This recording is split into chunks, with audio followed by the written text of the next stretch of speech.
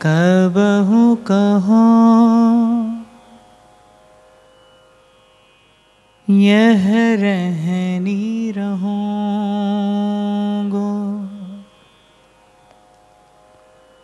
कबहु कहो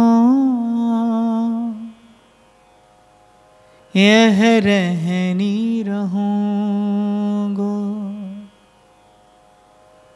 श्री रघुनाथ कृपाल कृपाते, संत स्वभाव गहूँगो, कबहु कहो यह रहनी रहूँगो। जथा लाभ संतोष तथा, काहू सो कछु न चाहूँगो। परहित निरत निरंतर मन क्रम, बचन नेह निबहूँगो। परिहरि देह जनित चिंता, दुख सुख सब भांति सहोगो। तुलसीदास प्रभु यह पथ रह, अविचल हरि भगति गहूँगो। कबहु कहो यह रहनी रहूँगो, कबहु कहो यह रहनी रहूँगो। बड़ा सरस, बड़ा मधुर और बड़ा उद्बोधक पद है गोस्वामी तुलसीदास जी का। आशा करते हैं कि कबहु कहूँ यह रहनी रहूँगो, श्री रघुनाथ कृपाल कृपाते, संत स्वभाव गहूँगो। देखो, जीव किस कारण दुखी है? बड़े समय से हम चर्चा करते आ रहे हैं, बार बार किसी न किसी प्रकार से इस भाव का चिंतन करते हैं कि दुख का कारण न तो कोई वस्तु है और न कोई व्यक्ति है। दुख का कारण संसार नहीं है, दुख का कारण संसार की इच्छा है, संसार की कामना है। दुख का कारण बार बार मन से विषय का स्पर्श करना है। पूर्व में भी व्यासपीठ ने निवेदन किया था कि विषय के सेवन से कहीं अधिक हानि विषय का चिंतन करने से होती है। उसका कारण है कि विषय का सेवन अल्पकाल के लिए ही किया जा सकता है। कितना भी स्वादिष्ट भोजन क्यों ना हो, लेकिन आप अपनी क्षुधा का अतिक्रमण करके भूख से ज़्यादा नहीं खाया जा सकता। कि संसार का कोई भी विषय हो, यदि आप उसका सेवन कर भी रहे हैं तो उसकी एक सीमा है। आप सीमा से बाहर जाकर विषय का सेवन नहीं कर सकते। विषय का सेवन अल्पकालिक है, पर विषय का चिंतन सर्वकालिक है। विषय का जो चिंतन है वो जीव सतत करता है। तो ये जो विषय का चिंतन, ये जो बार बार संसार के विषय का स्पर्श करता है मन, इसी को विक्षेप भी कहा है बुद्धजनों ने। तो ये जो स्वभाव में आ गई है मन के चंचलता, जीव अपने इस स्वभाव से दुखी है।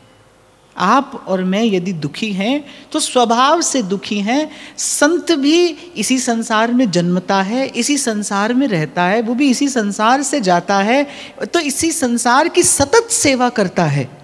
लेकिन कैसे?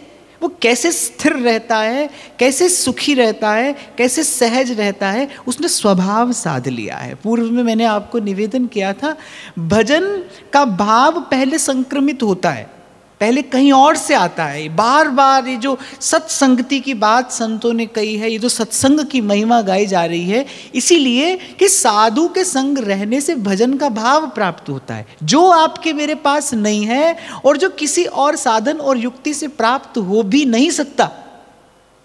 जब तप तीर्थ दान धर्म ये सब अपने बल पर किए जा सकते हैं, लेकिन जो भजन है, जो भजन का भाव है, वो बिना साधु संगति के प्राप्त नहीं होता। ये भाव तो संक्रमित होता है साधु के संग रहने से। साधु के संग कोई इच्छा से रहे कि अनिच्छा से रहे, उसको भजन भावना की प्राप्ति होती ही है भाई, निश्चित रूप से होती है। तो पहले तो ये भाव कहीं से प्राप्त होता है, लेकिन फिर धीरे धीरे सतत सत्संग करते रहने से ये जो भाव है ये स्वभाव बन जाता है। आप देखो, आपका मेरा जीवन, मानव मन, आप देखो ऐसा ही तो है। कोई वस्तु पहले बाहर से आती है, फिर यदि उस वस्तु का सतत सेवन हो तो फिर वस्तु स्वभाव में आ जाती है, फिर स्वभाव बन जाती है। और जब वो स्वभाव बन जाती है तब मान लीजिए कि वो जीवन में स्थिर हो गई है, वो सद्गुण हो या दुर्गुण हो। लेकिन यदि वो स्वभाव में आ गया है तो समझ लीजिए वो स्थिर हो गया है, अब वो जाने वाला नहीं है, अब वो जाने वाला नहीं है। और बड़े लोगों से तो मैंने ये भी सुना है कि कुछ साथ जाए ना जाए पर स्वभाव तो साथ ही जाता है भाई। स्वभाव अर्थात फिर आप कुछ संस्कार अर्जित कर लेते हैं, फिर वो आपके साथ बने रहते हैं, फिर वो आपके साथ जाते हैं, और जैसा स्वभाव होता है ना भाई वैसा ही देखा जाता है, उस व्यक्ति का जीवन हो जाता है। स्वभाव में अगर दुर्गुण है तो व्यक्ति दुर्गुणों का ही संचय करता है, और फिर ऐसे ही जीवन विकृत होता चला जाता है। तो दुख का कारण क्या है? दुख का कारण कोई नहीं है भाई, कुछ नहीं है।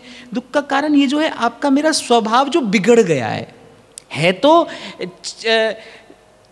ईश्वर अंश जीव अविनाशी चेतन अमल है, तो अमल निर्मल है और सहज सुख की राशि है, पर संसार के संसर्ग से स्वभाव बिगड़ गया है। संसार के संसर्ग से संसार का विषय का सेवन चिंतन अब आपके मेरे स्वभाव में आ गया है, स्वभाव में आ गया। इसी स्वभाव से आप और मैं दुखी हैं, इसी स्वभाव का ही परिष्कार करना है। सो गोस्वामी जी कहते हैं कि प्रभु ये मुझसे नहीं हो पा रहा है।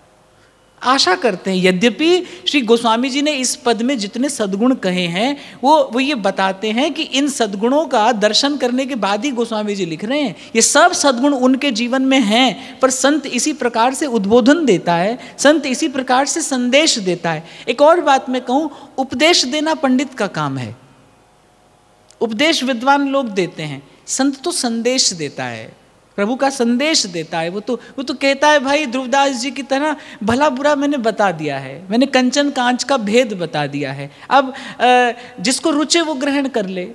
संत तो ऐसे संदेश देता है। तो गोस्वामी जी अपने मन को उद्बोधन देते हुए आपको मुझे संदेश दे रहे हैं और कहते हैं कि प्रभु ये मेरे बल से अब ये संभव नहीं है। श्री रघुनाथ कृपाल कृपाते संत स्वभाव लहूंगो। और एक और बात कि जो संत कहा उन्होंने, इसका संबंध जो है, संतत्व का संबंध स्वभाव से ही है, साधुता का संबंध जो है वो स्वभाव से है। गोस्वामी जी कह रहे संत स्वभाव कहूंगो। फिर बताते क्या होता है संत का स्वभाव।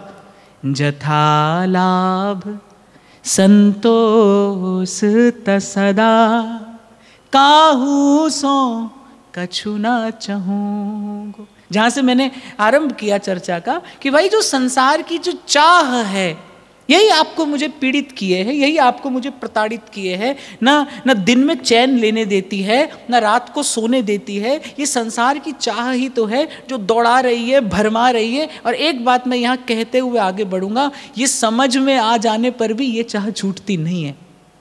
समझ आ जाए कि हाँ भाई मेरे दुख का कारण ये है, आपको घर बैठे पता चल जाए भाई ज्वर हो गया है, पर आपके खबर पड़ने से ज्वर थोड़ी ठीक होगा। चाहिए तो वैद्य ना, चाहिए तो औषधि। खुद को रोग का पता भी चल जाए तो भी वैद्य और औषधि की आवश्यकता है। ऐसे जो ये भव का रोग है इसकी खबर पड़ जाए, यद्यपि खबर पड़ जाए ये भी बड़ी उपलब्धि है, पर इस रोग की खबर पड़ जाए तो भी सतगुरु रूपी वैद्य चाहिए और हरि भजन रूपी औषधि तो चाहिए। तो गोस्वामी जी कह रहे हैं कि प्रभु खबर तो मुझे पड़ गई है, ये जो विकृति मेरे स्वभाव की है इसी से मैं जन्म जन्म से दुख पा रहा हूं, पर ये स्वभाव छूटता नहीं। मम हृदय भवन प्रभु तोरा, और यहां आए बसे बहु चोरा। ये स्वभाव छूटता नहीं। तो इसीलिए कहते हैं श्री रघुनाथ कृपाल कृपाते संत स्वभाव गहूंगो। स्वभाव का परिष्कार करना है। प्रथम दिन जब ये यात्रा आरंभ हुई थी तो मैंने आपको निवेदन किया था, भाई अपने मन को संभालने का नाम ही साधना है, बस इसी का नाम उपासना है, यही भजन है भाई, कि अपने मन को संभाले रखिए। बड़े से बड़ा उत्पात इसी के कारण हुआ है, जीवन में बड़े से बड़ा अनर्थ इसी कारण होता है, और जीवन का जो परमार्थ है वो भी इसी से ही साधा जाता है। तो इसी स्वभाव का परिष्कार करना है। पर कैसे? श्री रघुनाथ कृपाल कृपाते संत स्वभाव गहूंगो। और इस बात को अतिशयोक्तिपूर्ण न समझिएगा, आपको मुझे सबको संत ही होना है, उस संत का स्वभाव ही आपको मुझे प्राप्त करना है। फिर वो स्वभाव की बात करते हैं, कैसा होता है संत का स्वभाव, क्या सद्गुण है संत के? जथा लाभ संतोष तथा काहू सो कछु ना कहूंगो। मुझे बड़ी प्रिय लगती है ये पंक्ति, जब गोस्वामी जी कहते हैं भाई अब किसी से कुछ कहना नहीं है, जो सुख दुख लगे रहे देह सो मिट जाएं और लोक बढ़ाई। और मैं बार बार आपको निवेदन करता हूं, इसी संतोष से भजन भाव का आरंभ होता है भाई। कौ न काऊ सुख दुख कर दाता, निज कृत कर्म भोग सब भ्राता। जितनी शीघ्रता से समझ जाएं उतनी शीघ्रता से आप देखेंगे अंतर्मन का परिष्कार आरंभ हो जाएगा। कोई दोषी नहीं है आपके जीवन की स्थिति परिस्थिति के लिए, कोई दूसरा दोषी नहीं है, अपना है भाई। इसलिए बार बार निवेदन कर रहा हूं मैं आपसे, इसको स्वीकार करिए प्रसन्न मन से, प्रसन्न मन से इसे यूं का यूं स्वीकार कर लीजिए। कह रहे हैं जथा लाभ संतोष। जथा लाभ संतोष क्या होता है? जो मिल गया है भाई ठीक है, अच्छा है, बहुत अच्छा है, इसी में मेरा हित है, इसी में मेरा मंगल है। क्या ये कम बड़ी बात है? क्या ये कम बड़ी बात है कि प्रभु की कृपा से, संत सदगुरु की कृपा से, सत्संग की कृपा से मन में इतना उजाला हो गया है, मन में इतना उजाला हो गया है कि अपने दोष दिखाई पड़ने लगे हैं। क्या ये कम उपलब्धि है? कह रहे काहू सो कछु ना कहूंगो, परहित निरत निरंतर मन क्रम बचन नेह निभहूं। और भाई यही एक संत की रहनी है, ये संत की कहनी भी है और यही संत की रहनी भी है कि आशा एक राम जी की और दूजी आशा छोड़ दे। अरे यदि ऐसा कर लिया आपने तो फिर नाता भी धीरे धीरे जुड़ते जुड़ते जुड़ जाएगा प्रभु से। देखो दो मार्ग हैं आपके मेरे भीतर बाहर, एक निम्न प्रकृति है, एक परा प्रकृति है। जीव की प्रकृति जो है, जो ये विकार है, विक्षेप हैं, जो संसार के संसर्ग से आ गए हैं हमारे भीतर, ये निम्न प्रकृति है। भगवत कृपा है, दैवी गुण है, ये सब परा प्रकृति के अंतर्गत आते हैं। दो विधियां हैं, या तो पहले निम्न प्रकृति शिथिल पड़े और परा प्रकृति का अवतरण हो जाए, और या फिर भगवत कृपा का अवतरण हो और ये जो स्वभाव है, ये जो विकृतियां हैं, जो विकार हैं, जो दुर्गुण दोष हैं, ये सब समाप्त हो जाएं। तो मुझे तो ये मार्ग ज़्यादा सुखद प्रतीत होता है। इसीलिए मैं तो सदा पहले दिन से आपको यही निवेदन करता आया हूँ, संसार को न छोड़िए, प्रभु को पकड़िए। संसार को न छोड़िए, संसार छूट जाएगा, जितना आवश्यक होगा रहेगा, बाकी चला जाएगा। यही जीवन का अनुभव है भाई। धीरे धीरे कभी नाम से, कभी रूप से, कभी साधु संग से, कभी सेवा से, कभी भजन से, कभी सिमरन से, कभी दर्शन से, कभी कथा से, कभी सत्संग से, धीरे धीरे प्रभु को पकड़िए। आ जाएंगे प्रभु पकड़ में, आए हैं।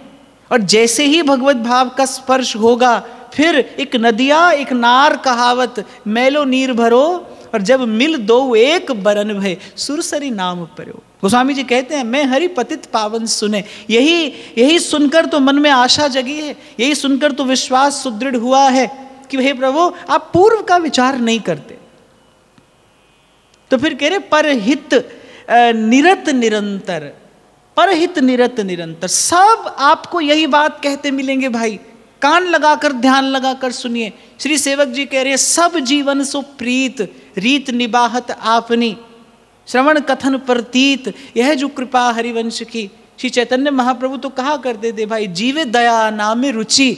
और मैं तो कहता हूं कि सर्व के प्रति सद्भाव रखने से ही भजन में रुचि होती है, सर्व के प्रति सद्भाव रखने से। ये इतना महत्वपूर्ण है कि इसके बिना इसके बिना आप बजाते रहिए, घंटी लगाते रहिए, सोने चांदी के थाल में भोग, भगवान के जनों से आपके मन में द्वेष है, भगवान के जनों से आप ईर्ष्या करते हैं, जो भगवत भाव रखने वाले हैं, जो भगवत भजन करने वाले हैं, उनमें आप दोष और अभाव देखते हैं, और आप मंदिर में भगवान की सेवा पूजा करते हैं।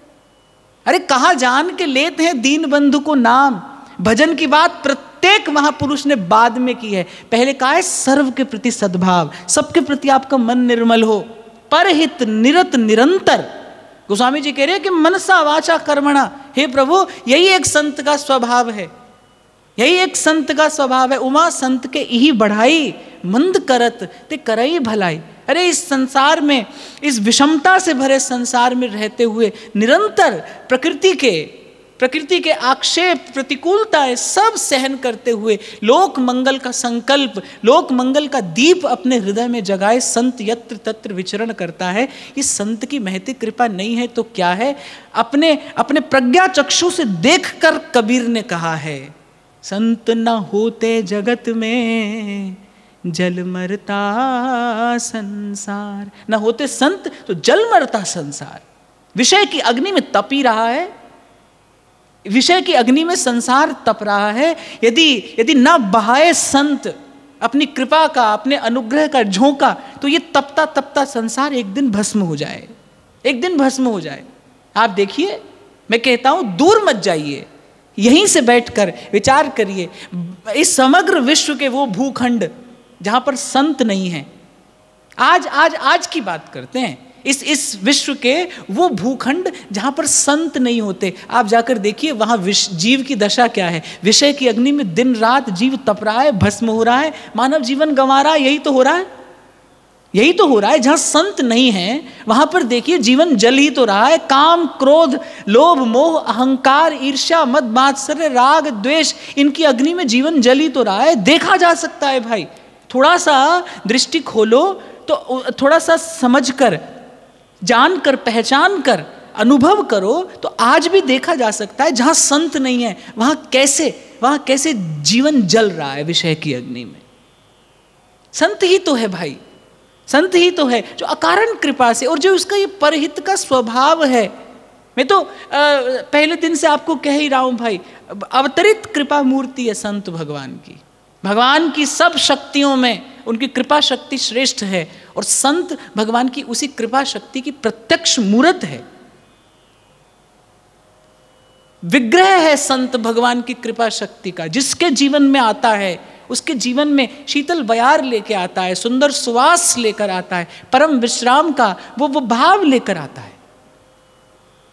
तो गोस्वामी जी कह रहे कि कब ऐसा स्वभाव हो जाए मेरा, परहित निरत निरंतर मन क्रम वचन नेह निभूंगो। फिर कहते हैं परिहरि देह जनित चिंता, दुख सुख सब भांति सहोंगो। एक बार श्री उड़िया बाबा जी महाराज ने श्री अखंडानंद जी महाराज से पूछा कि एक सुंदर कीमती दुशाला रखा है और एक फटा पुराना कंबल है, एक विरक्त व्यक्ति को क्या ग्रहण करना चाहिए? महाराज श्री ने कहा कि निश्चित रूप से वो फटा कंबल ही उसके ग्रहण करने योग्य है। उड़िया बाबा मुस्कुरा दिए, कहते नहीं, कह रहे वो परम विरक्त नहीं है जो वो फटा कंबल उठा रहा है। परम विरक्त तो वो है जो प्रभु की इच्छा से मिल जाए उसी को स्वीकार कर रहा है, वो सुख हो वो दुख हो। और एक और बात मैं आपको निवेदन करूं भाई, गुण दोष से संसार बना है, सुख दुख यहाँ का धर्म है। इस संसार का गुण धर्म सुख दुख है, सुख भी और दुख भी। पर भूल आपसे मुझसे कहाँ होती है? केवल सुख के पीछे भागना, केवल सुख के पीछे भागना और दुख को दूर भगाना, इसी में जीवन जाता है। सुख के पीछे भागते हैं, दुख को दूर भगाते हैं, जबकि देखो नियंत्रण दोनों पर ही नहीं है। अपने अपने समय पर दोनों आते हैं, रहते नहीं और दोनों ही चले जाते हैं।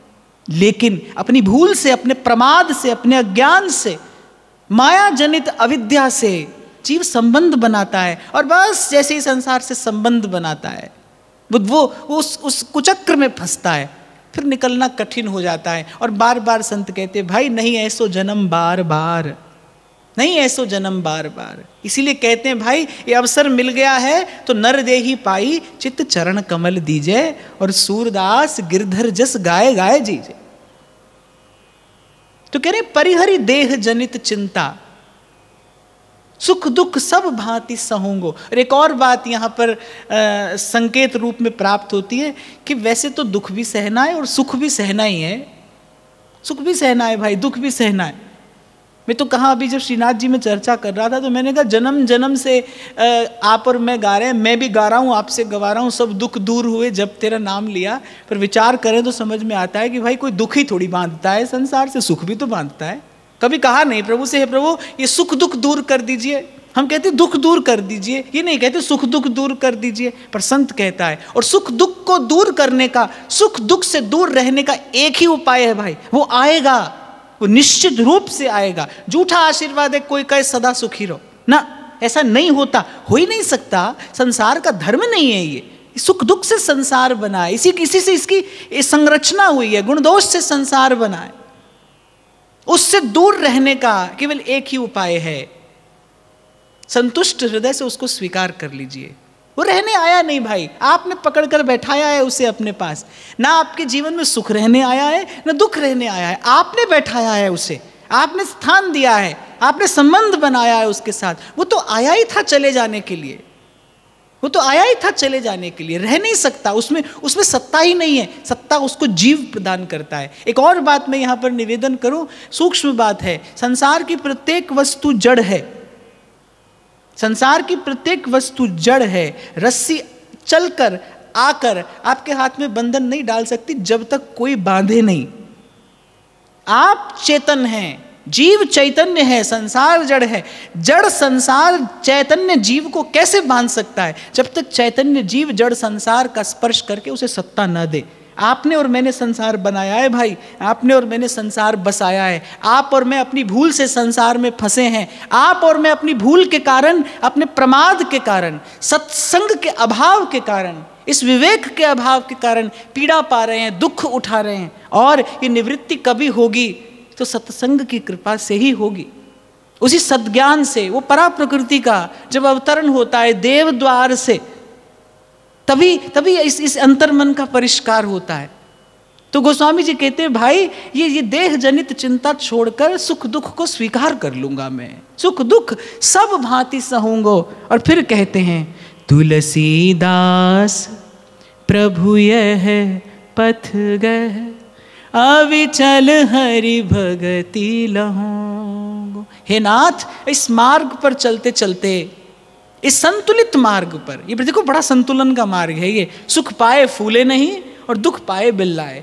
और कई बार मैंने आपको निवेदन किया, सुख से फूलोगे तो दुख से बिल्लाना पड़ेगा। आज किसी के आने से प्रसन्नता हो तो जाने से दुख होगा कि नहीं? आज निंदा से पीड़ा हो रही है, प्रसन्नता से हर्ष हो रहा है। इसी द्वंद्व में, इसी झूले में आप और मैं झूल रहे हैं तटस्थ होकर। और ये जो तटस्थता है, ये जो दृष्टापन है, ये जो संसार को देखने की और संसार को समझने की युक्ति है, यही साधु देता है भाई, यही संत देता है, यही गुरु प्रसाद है, यही गुरु प्रसाद है। इसलिए उस दिन मैंने आपको निवेदन किया था भाई, ज्ञान के रूप में ही गुरु का संग किया जा सकता है, ज्ञान के रूप में ही गुरु का संग करना चाहिए, ना इससे कम और ना इससे अधिक। मैं आपको बार बार ये बात कह रहा हूं, और सावधान होकर एक साधक को जीवन में इसका चिंतन भी करना चाहिए और इसका अनुसरण भी करना चाहिए। गुरु का संग ज्ञान के रूप में ही किया जाना चाहिए, और ज्ञान के रूप में ही किया जा सकता है, न तो इससे कम न इससे अधिक। बहुत बहुत बहुत बार साधक अपनी हानि इसी फेर में पड़कर कराता है। कबीर साहब तो स्पष्ट कहते हैं, गुरु को मानुष जानते तेनर कहिए अंध। जो गुरु को मानुष जानते, देखो भाई, गुरु का गुरुत्व अपने समय पर अपना कार्य करता है, उसका गुरुत्व अपने समय पर अपना कार्य करता है। आप में योग्यता है, आप में पात्रता है, उसका सद्विचार, उसका ज्ञान, उसके द्वारा प्रदत्त विवेक जो वो सत्संग में प्रदान करता है, उसके द्वारा प्रदत्त विवेक से अपना लाभ कर सकते हैं तो कर लीजिए। क्यों मैं बार बार प्रथम दिन से आपसे कहता हूं, मेरा आपका नाता भाई सत्संग का नाता है। मैं आपसे व्यासपीठ की सन्निधि में मिल सकता हूं, क्योंकि यदि मुझसे कुछ प्राप्त हो भी गया आपको तो यहीं से होगा भाई, इसके अतिरिक्त कोई व्यवस्था नहीं है। कम से कम मेरे पास तो ऐसी कोई युक्ति है ही नहीं भाई, और ना मुझे जीवन में अर्जित करनी है कि मैं आपके सर पे हाथ रखूंगा और आपका जीवन परिवर्तित हो जाएगा। ना बाबा, ना मैं ऐसा कोई उपाय जानता हूं, ना मुझे जानना है। क्योंकि मैं तो इतना ही समझा हूं आज तक संतों की कृपा से, भाई इस अविद्या का नाश विद्या से होता है, ये अज्ञान ज्ञान से नष्ट होता है। और इसीलिए संत कहते हैं जे सो चंदा उगवे सूरज चढ़े हजार, एते चानन होया गुरु बिन घोर अंधार। हो सके तो ये ज्ञान का, भाव का, प्रेम का, नाम का दीप जलाकर अपने उर अंतर का अंधकार दूर करिए और ये अविचल भक्ति का पथ ग्रहण करिए। यही संत की रहनी है, यही संत की कहनी है, यही संत का स्वभाव है जिसको आपको मुझे प्राप्त करना है। यही संत की महिमा है भाई। संत के साथ रहने वाला संत हो जाता है, भगवान के साथ रहने वाला भगवान हो कि नहीं हो, पर संत का संग करने वाला संत हो जाता है। वो लोहा कंचन करे, ये कर दे आप समान, पारस में और संत में बड़ो अंतरो जान। और जिस छप्पे का आप और मैं चिंतन कर रहे हैं 2 दिन से, उस छप्पे में तो साधु के वेश की ही ऐसी महिमा गा दी नाभा जी ने कि भाई ऐसे ऐसे भक्तों का दर्शन इस पवित्र भारत भूमि ने किया है जिन्होंने साधु के वेश पर अपना सर्वस्व न्यौछावर किया है। साधु के चरणों में कैसी प्रीति हो, ये तो कहने में आ नहीं सकता, ये तो वाणी का विषय ही नहीं है, जिन्होंने साधु के वेश पर अपना सर्वस्व न्यौछावर कर दिया। मैं कल चिंतन कर रहा था यहाँ से जाने के बाद कि जब मैंने उन हंस भक्तों की कथा निवेदन की कि भाई जब देखा बधिक आ रहे हैं साधु का वेश धारण किए, तो उन्होंने कहा कि जीवन तो समाप्त होना है, जीवन तो समाप्त होना है, कम से कम संत के वेश का तो आदर कर लिया जाए। और संत के वेश को ऐसा आदर दिया कि प्रभु को चलकर आना पड़ा। और हंस प्रसिद्ध है अपने विवेक के लिए। और ये कथा कहीं ना कहीं ये सूत्रपात करती है सिद्धांत का कि भाई प्राण न्यौछावर करके भी यदि सत्संग मिले तो ग्रहण करना चाहिए। अंत में लाभ होता है, अंत में प्रभु मिल जाते हैं। इसीलिए शायद कबीर साहब कहते हैं, ये तन विशरी बेलरी गुरु अमृत की खान, शीस दिए जो गुरु मिले तो भी सस्ता जान। तो साधु के वेश की महिमा, साधु के स्वभाव की महिमा, ये वर्णन नाभा जी इस छप्पे में कर रहे हैं। सबसे पहले श्री रंगनाथ जी का मंदिर बनवाने के लिए अपने अपने प्राणों को न्यौछावर कर देने वाले उन भक्त मामा भांजा की कथा आई। उसके बाद हंस भक्तों का चरित्र श्री नाभा जी महाराज ने निवेदन किया। और उसके बाद एक अद्भुत भक्त का चरित्र कहते हैं। यद्यपि नाभा जी महाराज ने नाम नहीं दिया है, लेकिन हमारे यहाँ रसिक अनन्य माल में उनका नाम मिलता है। श्री जसवंत जी राठौड़ श्री वनचंद्र महाप्रभु के शिष्य थे, राधा वल्लभ लाल के परम भक्त, सर्वस्व साधु सेवा पर न्यौछावर करने वाले, गृहस्थ में रहते हुए भी परम साधु, परम साधु। इसीलिए कई बार जब भक्त चरित्रों का वर्णन हुआ तो मैंने कहा कि भाई गृहस्थ में भी साधु होता है, हो सकता है। और मुझे तो लगता है कि आपके मेरे जीवन की अंतिम परिणति यही हो, स्वभाव साधु का सा हो जाए, स्वभाव संत का हो जाए। तो श्री जसवंत जी राठौड़ का ये पावन चरित्र है। नाभा जी महाराज ने बड़े आदर से, स्नेह से इसका स्मरण किया है। हम इसका चिंतन करते हैं। एक बार श्री जी के नाम का उच्चारण कर लेते हैं। गोविंद राधे माधवा गोपाल राधे माधवा, गोविंद राधे माधवा, गोविंद राधे माधवा गोपाल राधे माधवा, गोविंद राधे माधवा, गोविंद राधे माधवा गोपाल राधे, गोविंद राधे माधवा, गोविंद राधे माधवा, गोपाल राधे माधवा।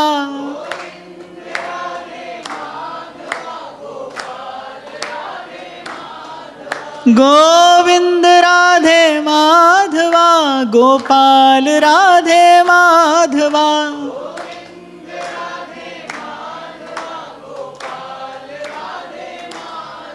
गोविंद राधे माधवा, गोपाल राधे माधवा।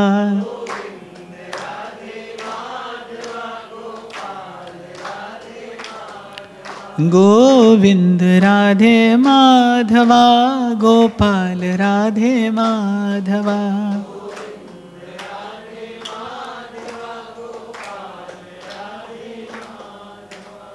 सुत बद हरिजन देख के, दे कन्या आदर दियो।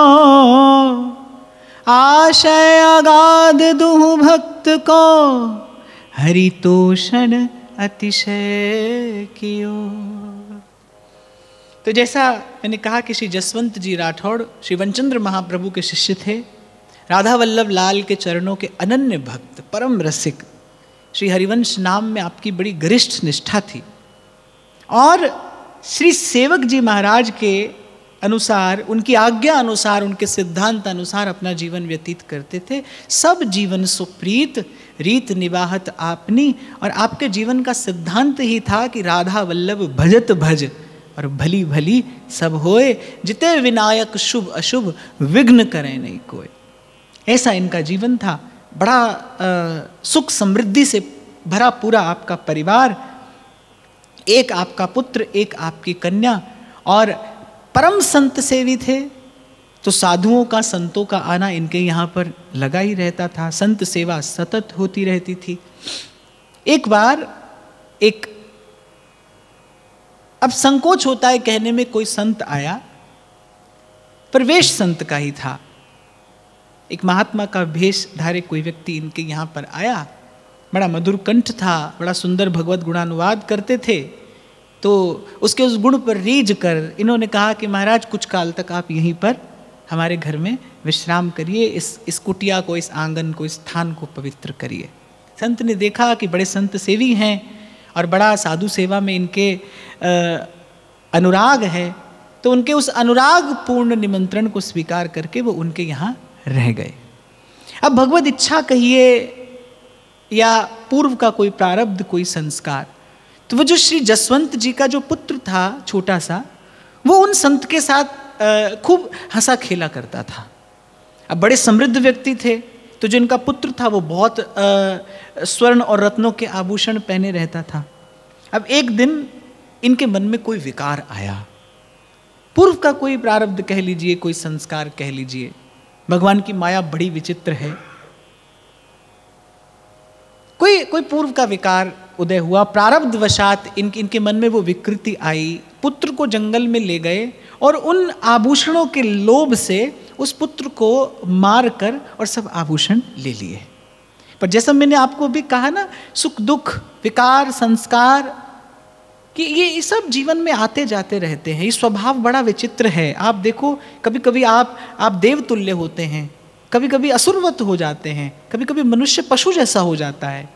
इतना निकृष्ट हो जाता है हमारी चेतना का स्तर कि कभी कभी इतने मैले हो जाते हैं कि स्वयं का चिंतन करके भी घृणा होने लगती है, और कभी कभी देवतुल्य भी हो जाता है। तो आप देखो, ये सब जीवन में आता जाता रहता है। इसी को मैंने कहा कि त्रिगुण जनित संसार है। कभी सत्वगुण, कभी रजोगुण, कभी तमोगुण, और कभी कभी ये तीनों गुण बरतते हैं आपस में, और फिर जिस गुण की प्रधानता होती है वैसा हमारा व्यवहार हो जाता है, वैसा हमारा संस्कार हो जाता है। तो संत के कोई पूर्व के प्रारब्ध जनित दोष थे जो उठकर सामने आए। वो आभूषणों का लोभ मन में जगा, और उस आभूषण के लोभ से पुत्र की हत्या करके वो आभूषण ले लिए, और वहीं जंगल में उस पुत्र का शव जो था, जसवंत जी के पुत्र का शव, दबा दिया।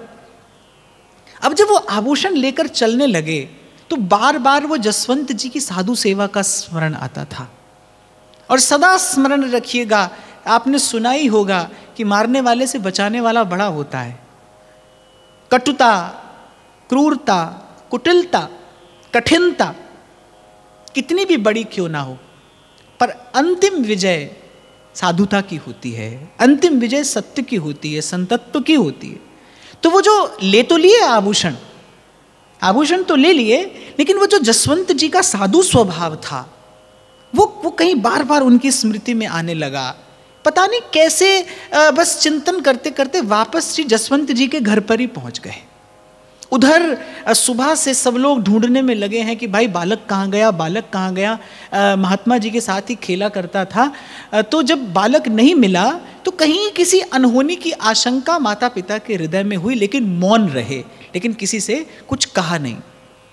राजा के बड़े निकटवर्ती थे, तो राजा से जब कहा गया तो राजा ने पूरे नगर में ड्योणी कराई कि किसी भी तरीके से उस पुत्र को जो लाएगा उसको बड़ा भारी पुरस्कार दिया जाएगा, जो उस पुत्र का पता बताएगा उसे बड़ा भारी पुरस्कार दिया जाएगा। अब एक सन्यासी उस महात्मा की ये सब क्रिया देख रहा था कि कैसे उसने जंगल में ले जाकर उस पुत्र के, जसवंत जी के पुत्र के प्राण लिए और फिर उसे भूमि में दबाकर और आभूषण लेकर चला। अब वो सन्यासी उस पुरस्कार के लोभ से जसवंत जी के निकट आया और कहा कि मैं जानता हूँ कि आपके पुत्र की हत्या किसने की है। आपकी पुत्र की हत्या इस वैष्णव वेशधारी इस साधु ने की है और अमुक स्थान पर इसने आपके पुत्र के शव को दबाया है। जसवंत जी मौन रहे, उसको संग लेकर गए और जंगल में देखा तो पुत्र का शव मिला। पुत्र का शव मिला, विचारणीय, चिंतनीय और मुझे लगता है कि क्या कहा जाए, इसके लिए कोई शब्द नहीं है, अनिर्वचनीय है। पुत्र के शव को वहीं छोड़कर और घर की ओर दौड़े और उस सन्यासी से कहते हैं कि अभी इसी समय राजा से जाकर यही कहूँगा कि तुमने ही मेरे पुत्र के प्राण लिए हैं, तुमने ही मेरे पुत्र की हत्या की है, इसीलिए तुम्हें कठोर से कठोर दंड दिया जाए। अब वो सन्यासी तो थर थर काँपने लगा कि महाराज मेरा क्या दोष है, मैंने तो केवल आपको बताया कि अमुक उस साधु वेशधारी, उस दुरात्मा ने आपके पुत्र की हत्या की है आभूषणों के लोभ से और वह आभूषण लेकर चलता बना है। तो जसवंत जी ने कहा केवल एक शर्त पर, एक विकल्प है तुम्हारे पास, तुम्हारे प्राणों की रक्षा हो सकती है। क्या? कि कभी जीवन में भूल से भी किसी से नहीं कहना कि उस वैष्णव वेशधारी साधु ने ऐसा किया है। साधु वेश की घोर निंदा संसार में होगी, ऐसा भूल से भी कभी किसी के सन्मुख कहा तो तुम्हारे प्राणों की आहुति तुम्हें देनी पड़ेगी। मैं तुम्हारी व्यवस्था करता हूं, इसी समय ये नगर की सीमा छोड़कर चले जाओ। पता चला किसने हत्या की है, दौड़कर घर गए और वहां वो साधु पश्चाताप और ग्लानि के मारे मरे जा रहे थे कि मेरे हाथ से कैसा कुकृत्य हो गया, ये कैसा कर्म मेरे हाथ से हो गया। देखो ये सत्संग जनित विवेक है। ये मैंने कह दिया, आपने सुन लिया, पर यहाँ आपको मुझे कोई एक अपशब्द भी कह दे तो जब तक उसका प्रत्युत्तर ना दें, जब तक उसका प्रतिकार ना करें, आपके मेरे हृदय में कैसे अग्नि जलती रहती है। आप वहाँ उस संत सेवी परम साधु की चित्त, उसके हृदय की दशा का विचार करिए। उसका पुत्र मृत पड़ा है और उसे चिंता किस बात की है कि साधु के वेश की निंदा नहीं होनी चाहिए। साधु के वेश की निंदा हो तो पूरी मानवता की हानि है। अभी कुछ समय पहले की बात है कि पता नहीं कहाँ किसी उस पर किसी चैनल पर एक सीरीज आई थी आश्रम। मैं देखा था लोग बड़ा चटखारा ले लेकर उसको देख रहे थे। पर मैं एक प्रश्न पूछना चाहता हूँ, आज अवसर आया है तो मैं पूछ रहा हूँ, मैं किसी का पक्षपात नहीं कर रहा, कि क्या संतों ने कभी मानवता के कल्याण के लिए कुछ नहीं किया? अरे कितने संतों ने इस लोक के मंगल के लिए, लोक के कल्याण के लिए अपने जीवन का बलिदान किया है। उनकी प्रशंसा, उनकी प्रशंसा और उनकी प्रशस्ति को दिखाने बताने वाला कोई नहीं है। बात यहां पर यह है कि कैसी वस्तु हमें प्रिय लगती है, क्या क्या खाकर, क्या पाकर, क्या देखकर, क्या सुनकर हम प्रसन्न होते हैं। यह मानव मन की दुर्दशा है जो मैं आपको बता रहा हूं। भक्ति बस ये दृष्टि तो प्रदान करती है, उसके मन में चिंता ये है कि भाई साधु के वेश की निंदा ना हो। जब घर पहुंचे तो पश्चाताप की अग्नि में जल रहा वो महात्मा कि मैंने क्या किया, मैं क्या कर बैठा, कैसी मेरी मति मारी गई थी। और श्री जसवंत जी के चरणों में लिपट कर रोने लगा। जसवंत जी ने उठाकर हृदय से लगाया कि आप मुझे ये बताइए मैं आपको इस कष्ट से कैसे मुक्त करूं। उस पुत्र का हमसे संबंध इतना ही था, उस पुत्र का हमसे संबंध इतना ही था, उसका हमारा नाता इतने ही समय का होगा, वो आया और चला गया। आप इसमें स्वयं को हेतु क्यों मानते हैं? अब आप ये बताइए, आपको इस कष्ट से कैसे मुक्त करूं? मैं तो जब ये चरित्र मैंने पढ़ा रसिक अनन्य माल में, श्री भगवत मुदित जी ने इसका बड़े विस्तार से वर्णन किया है। यद्यपि नाभाजी महाराज ने नाम नहीं दिया, पर जसवंत सिंह राठौड़ जी का ही ये चरित्र है, राधा वल्लभ लाल के अनन्य भक्त। और हित महाप्रभु का सिद्धांत मूर्तिवंत देखने में आता ही है। जिये जान श्याम श्यामा पद कमल संगी सिर नायो, पद कमल संगी सिर नायो।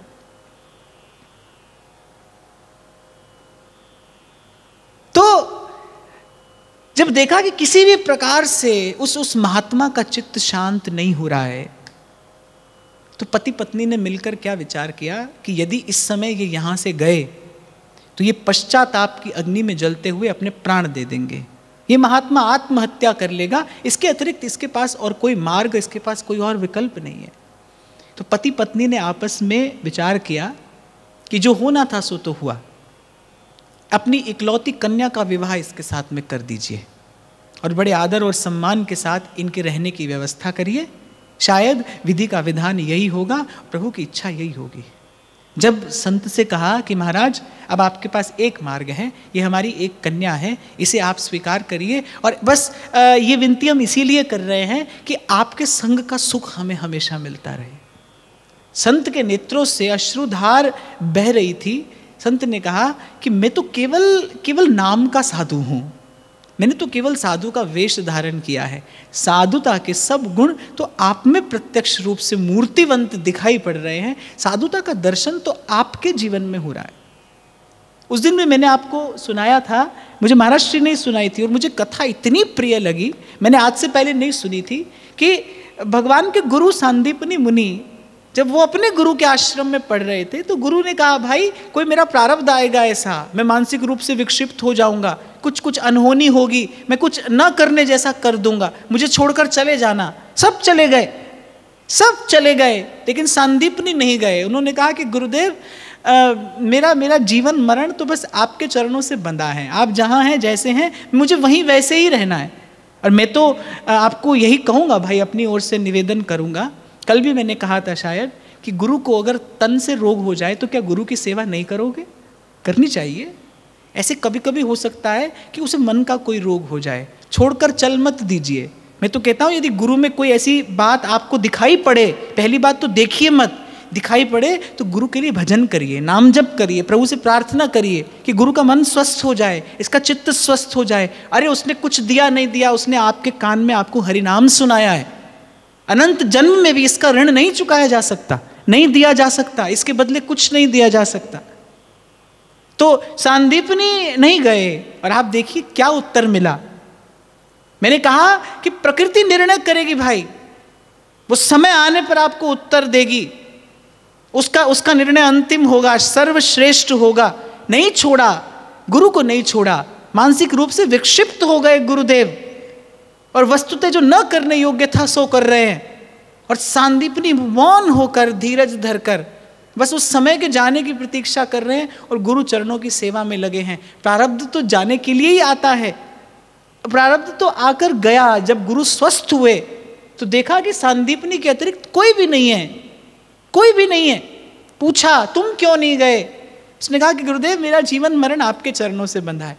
कहते इतने प्रसन्न हुए, सिद्ध महापुरुष थे, त्रिकालदर्शी थे, इतने प्रसन्न हुए कि तुमने मेरी ऐसी सेवा की है, तुम वस्तुतः गुरु होने योग्य हो, जाओ तुम्हें आशीर्वाद देता हूं, भगवान स्वयं आकर तुम्हारे शिष्य होंगे, तुम भगवान के गुरु कहलाओगे। प्रभु आए चलकर सांदीपनी से शिक्षा पाने। भूत भविष्य वर्तमान सुधर गया, संवर गया, निखर गया। आज तक भगवान को सारा संसार प्रणाम करता है, भगवान अपने गुरु को प्रणाम करते हैं। भगवान सांदीपनी के चरणों में साष्टांग दंडवत प्रणाम करते। क्या ये गुरु की सेवा की महिमा है, ये साधु सेवा की महिमा है भाई। जितनी कही जाए उतनी कम है, जितनी कही जाए उतनी कम है। और यहाँ दर्शन होता है। और ये जो घटनाएं मैं आपको सुना रहा हूँ, ये कोई सत्ययुग की घटनाएं नहीं है, ये किसी और लोक की घटनाएं भी नहीं है भाई। इसी भूमि में, इसी भारत भूमि पे हुए ऐसे ऐसे महात्मा, ऐसे ऐसे धर्म को धारण करने वाले शूरवीर, जिन्होंने गुरुजनों के, सदगुरु के बताए ज्ञान को इस प्रकार ग्रहण किया, ऐसा धारण किया धर्म को कि कालातीत हो गए। इसे ही कहते हैं मृत्यु से परे हो जाना। ये 5 तत्व का देह, ये तो भाई एक दिन मिटेगा, पर आप सदा रह सकते हो मस्तक ऊंचा करके इस लोक में। इसे ही कहते हैं मृत्यु पर विजय प्राप्त कर लेना। उस दिन मैंने आपको निवेदन किया था, भगवान की माया अंत तक आपके पीछे रहती है। क्यों? क्योंकि उसे पता है कि अगर इस जीव का मस्तक प्रभु के चरणों तक पहुंचा तो ये मेरे मस्तक पर अपना चरण रखकर प्रभु के धाम में जाएगा। इसे ही कहते हैं मृत्यु को परास्त कर देना, इसे ही कहते हैं कालातीत हो जाना। ये जो भक्त हैं, इनके जो चरित्र हैं, ये सदा रहेंगे। काल भी मिटा नहीं पाएगा इन शब्दों को, इन भावों को। ये रहेंगे इस अस्तित्व में सदा ऐसे ही सुरक्षित। अवसर आपको मुझे मिला है, हो सके तो इसका लाभ लीजिए, हो सके तो इसका लाभ ले लीजिए थोड़ा सा। ये जो ज्योति स्तंभ हैं, ये कुछ मार्ग दिखा रहे हैं आपको मुझे। ये मार्ग देखकर इस मार्ग पर आगे बढ़िए भाई। यही सुनने की सफलता है, यही श्रवण की सार्थकता भी है।